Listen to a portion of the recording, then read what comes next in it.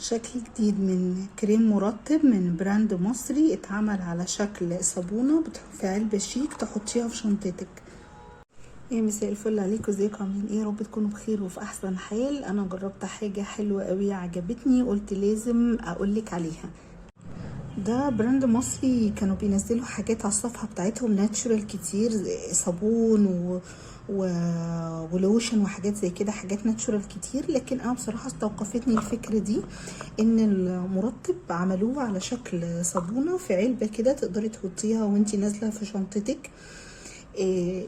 الفكرة بتاعتها اهي، فكرة صابونة بتبقى مغلفة كده في ورقة كده سلوفان، هي فكرتها كده بالظبط.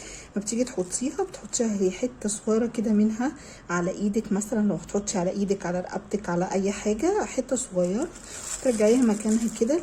هي عاملة زي خفيفة خالص كده وناعمة، وبتوزعي الجزء ده على الحتة اللي انت عايزة ترطبيها في جسمك او في ايدك او في بشرتك. مليانه مواد مغذيه وفيها فيتامين اي، كلها مواد ناتشورال، مفيهاش كحول خالص. تقدري تستعمليها حتى على للبيبي بتاعك حتى لو كان صغير، ما تخافيش منها خالص، مفيهاش مواد كيماويه ولا كحول يأذي البيبي خالص.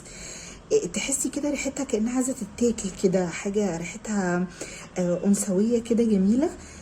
في منها روايح كتير، انا اللي جربتهم 3، مسك وفراوله ورمان. دي الرمان، بصي جايه كده عاملينها على شكل قلب اهي، برضو نفس الفكره،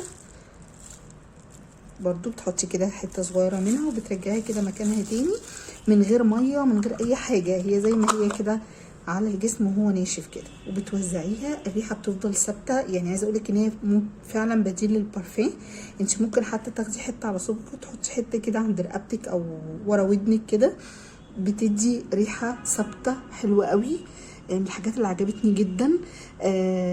ناعمه كده، بتخلي جسمك ناعم ومترطب، وبتقعد الريحه بتقعد معاكي ثابته طول اليوم.